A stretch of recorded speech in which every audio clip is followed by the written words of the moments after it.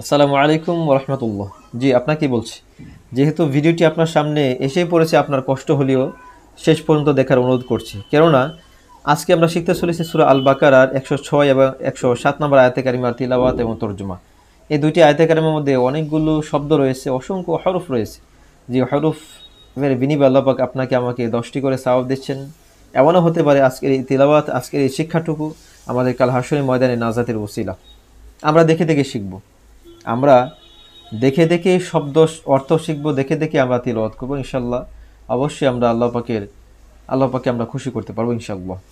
তো আমরা প্রথমে তিলাওয়াত করে নিই। আউযু বিল্লাহি মিনাশ শাইতানির রাজিম, বিসমিল্লাহির রহমানির রহিম।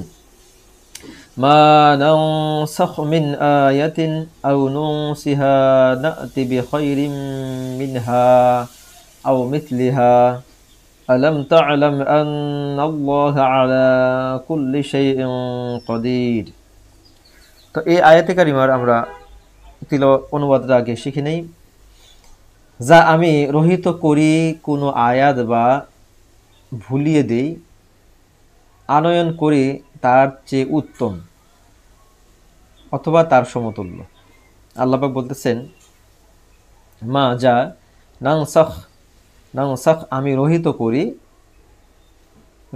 মিন আয়াতিন কোনো আয়াত, আও অথবা নুনসিহা আমি যা ভুলিয়ে দেই, নাতি আমি আনয়ন করি বিখয়রিন যা উত্তম, মিনহা তার চেয়ে, আও অথবা মিথলিহা তার সমতুল্য। আচ্ছা, বলা হচ্ছে যদি কোনো আয়াত ভুলিয়ে দিই, তার থেকে আরো উত্তম আয়াত আমি নাজিল করি অথবা তার সমতুল্য নাজিল করি। এটি আল্লাহ পাক আমাদেরকে স্পষ্টভাবে বুঝিয়েছে। আলাম তা'লাম আন্নাল্লাহা লাহু মুলকুস সামাওয়াতি ওয়াল আরদ ওয়া মা লাকুম মিন দুনিল্লাহি মিন ওয়ালিয়্যিন ওয়ালা নাসীর। আল্লাহ পাক বলতেছেন যে আলাম তা'লাম আন্নাল্লাহা লাহু মুলকু, তুমি কি জানো না যে নিশ্চিতভাবে আল্লাহর জন্যই রয়েছে আধিপত্য। আলাম তা'লাম তুমি কি জানো না যে আন্না নিশ্চয়ই আল্লাহ তাআলাহু তার জন্য রয়েছে মুলকু আধিপত্য আসমান সমূহ ও জমিনের, আর আল্লাহ ছাড়া তোমাদের নেই কোনো বন্ধু এবং নেই কোনো সাহায্যকারী। ওয়ামা লাকুম আর তোমাদের জন্য নেই মিন দুনিল্লাহি আল্লাহকে ব্যতীত মি ওয়ালিয়্যু কোনো সঙ্গী সাথী, ওয়ালা নাসীর কোনো সাহায্যকারী।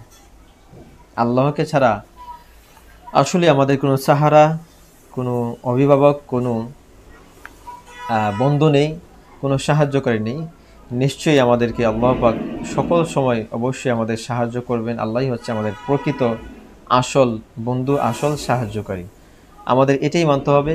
আমরা যেই অবস্থানে থাকি না কেন, যে অবস্থায় থাকি না কেন, সর্ব অবস্থায় আল্লাহ পাককে আমাদের স্মরণ করতে হবে, আল্লাহ পাকের আদেশ মান্য করতে হবে। আল্লাহ পাক যেই উদ্দেশ্য করে আমাদেরকে দুনিয়াতে পাঠিয়েছেন, সেই উদ্দেশ্য যেন আমরা বাস্তবায়ন করতে পারি। বিশেষ করে নামাজ, রোজা, হজ, জাকাত এবং কোরআনুল কারিমের তিলাওয়াত, কোরআনুল কারিমের চর্চা যেন আমাদের সর্বসময় আমরা করতে পারি। আল্লাহ পাক যেন আমাদের সকলকে সেই তৌফিক নসিব করেন। আজকে আমরা এই দুইটি আয়াতে কারিমা অর্থাৎ সূরা আল বাকারার 106 এবং 107 নম্বর আয়াতে কারিমার তিলাওয়াত এবং তরজমা আমরা শিখলাম। আল্লাহ পাক যেন প্রতিনিয়ত প্রত্যেক দিন যেন আমরা এই তিলাওয়াতের কার্যক্রমে আমরা চালিয়ে যেতে পারি। আল্লাহ পাক যেন আমাদের সকলকেই সুযোগ করে দেন, সময় করে দেন এবং এই আমাদের দিলকে আরও নরম করে দেন। সেই প্রত্যাশায় আজকের মতো বিদায় নিচ্ছি। আসসালামু আলাইকুম ওয়া রাহমাতুল্লাহি ওয়া বারাকাতুহু।